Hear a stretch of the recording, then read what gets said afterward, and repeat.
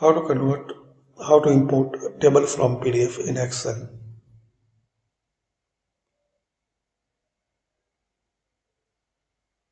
So click on table data, then get data. From file and here select from PDF.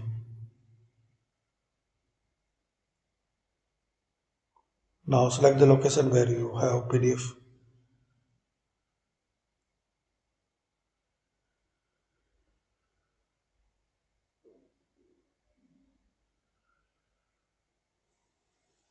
Now here you will get all the table which you have in your PDF.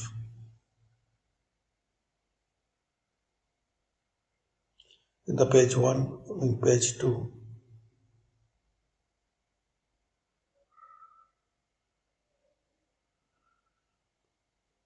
Then if you're ready to import, so select your required table.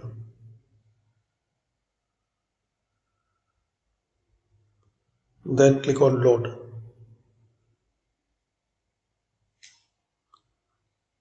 So this is a super easy way to